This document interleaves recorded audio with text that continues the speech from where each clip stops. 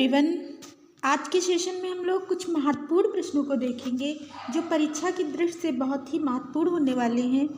तो देखते हैं पहला क्वेश्चन क्या है। पस आकृति युक्त मोहरे, यहाँ पे मोहरे होगा, मोहरे कर लेंगे, मिसप्रिंट हो गया, ओके, ध्यान देंगे।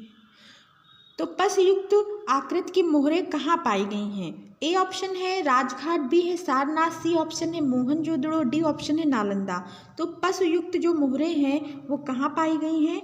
तो मोहनजोदड़ो, कहाँ पे? मोहनजोदड़ो में पाई गई है। यहीं से एक नर्तकी की मूर्ति पाई गई है जो कांस्य से निर्मित है और जिसकी माप 10.5 सेंटीमीटर है। ठीक है, उस नर्तकी की मूर्ति जो पाई गई है उसकी माप कितनी है? 10.5 सेंटीमीटर है। ओके, उसके बाद देखते हैं दूसरा क्वेश्चन क्या है। दूसरा क्वेश्चन है भारत में पहली छपाई मशीन कहाँ लगाई गई थी? ए है कोलकाता, बी है मुंबई, सी है दिल्ली, डी ऑप्शन है बेंगलोर।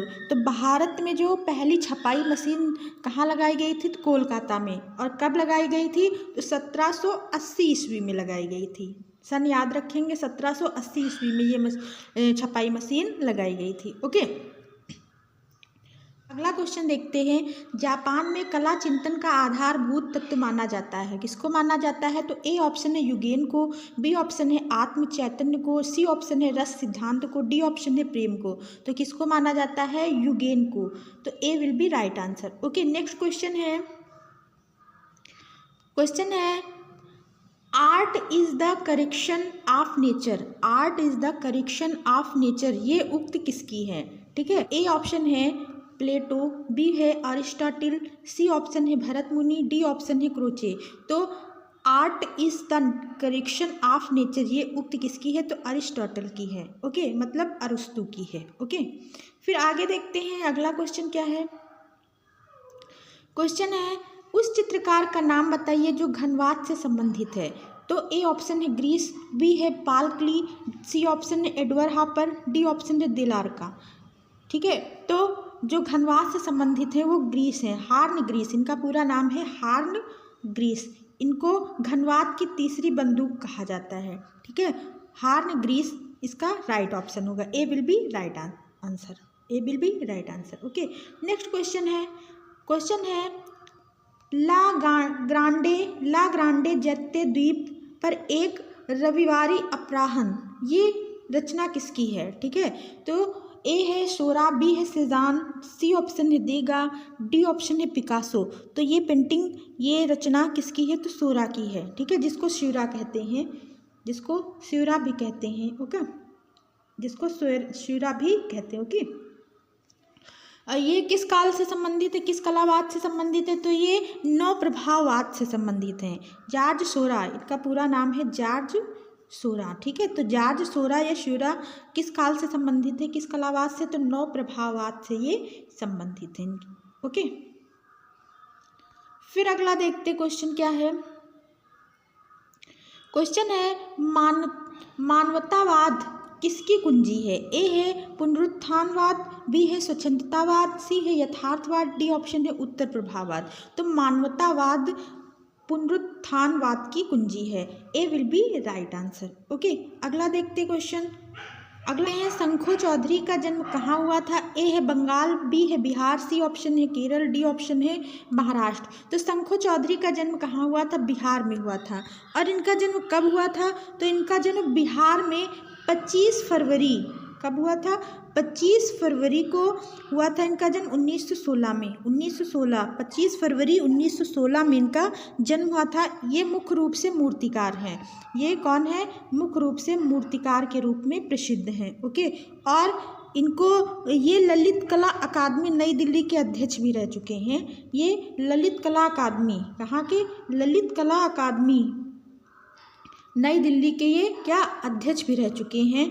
और ये इनको जो पद्मश्री प्राप्त हुआ है, तो पद्मश्री इनको पुरस्कार कब प्राप्त हुआ है? तो 1971 में पद्मश्री इनको मिला था, 1971 ईस्वी में। ओके, याद रखेंगे 1971 ईस्वी में। फिर आगे क्वेश्चन देखते हैं। अगला क्वेश्चन है ग्रुप 1890 में कुल कितने सदस्य थे? ए है 8, बी है 6, सी है 12, डी ऑप्शन है 18। तो ग्रुप 1890 में कितने सदस्य थे? 12 सदस्य थे। ठीक है, तो ग्रुप 1890 के बारे में थोड़ा सा देख लेते हैं हम लोग। ये जो इसकी स्थापना हुई थी 1962 ईस्वी में। ठीक है, तो जब इसकी स्थापना 1962 ईस्वी में हुई थी तो कहाँ हुई थी? तो भावनगर गुजरात में। पहले इसकी स्थापना कहाँ हुई थी? भावनगर गुजरात में इसकी स्थापना हुई थी। भावनगर गुजरात में। ओके, गुजरात है यहाँ पे। फिर ये जो कह सकते हैं तो इस ग्रुप को औपचारिक रूप से स्वीकृत मिली थी 1963 ईस्वी में, और यही इसकी स्थापना डेट मानी जाती है। ओके, तो 1963 ईस्वी में इसको स्वीकृत मिली थी। कहाँ मिली थी? नई दिल्ली में मिली थी। ओके, कहाँ पे? नई दिल्ली में इसको स्वीकृति मिली थी 1963 ईस्वी में। ओके, फिर आगे देखते हैं अगला क्वेश्चन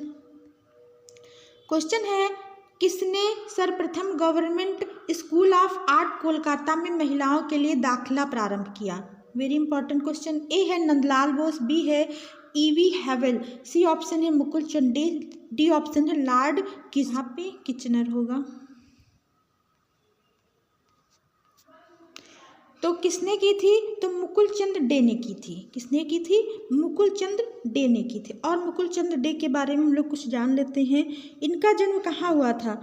ये मुकुल चंद डे का जन्म 23 जुलाई कब हुआ था? इनका जन्म 23 जुलाई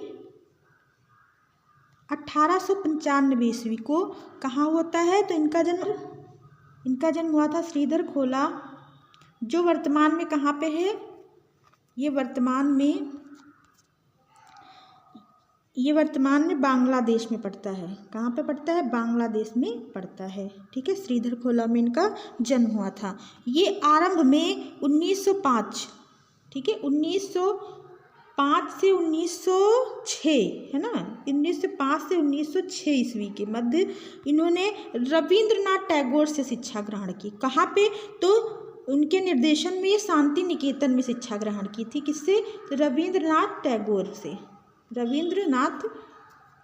से। ओके, इनके आरंभिक गुरु रविन्द्रनाथ टैगोर हैं। उसके बाद ये अवनींद्रनाथ टैगोर से कोलकाता स्कूल ऑफ आर्ट में शिक्षा लेते हैं, आर्ट में ये ग्रहण करते हैं। ठीक है, और इनके बारे में और इम्पॉर्टेंट पॉइंट है, ये 1928 ईस्वी में ये कोलकाता स्कूल ऑफ आर्ट के पूर्णकालिक भारतीय प्रधानाध्यापक नियुक्त होते हैं। 1900 कब होते हैं? तो 1928 ईस्वी में कलकत्ता स्कूल ऑफ आर्ट के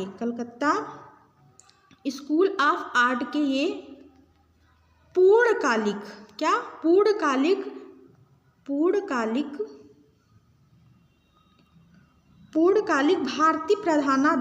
भारतीय प्रधानाध्यापक नियुक्त होते हैं। ओके,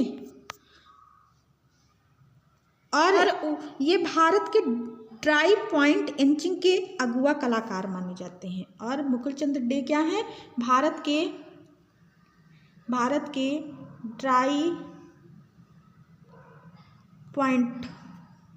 ड्राई पॉइंट या कह सकते हैं एचिंग के अगवा कलाकार ये माने जाते हैं। ओके, तो इसका आंसर क्या होगा? 10 नंबर का आंसर है मुकुल चंद डे। तो आज की क्लास हम लोग यहीं पे एंड करते हैं, और अगर आपको वीडियो अच्छा लगा हो तो लाइक कमेंट जरूर करें। Thanks for watching. मिलते हैं नेक्स्ट वीडियो में। Bye bye.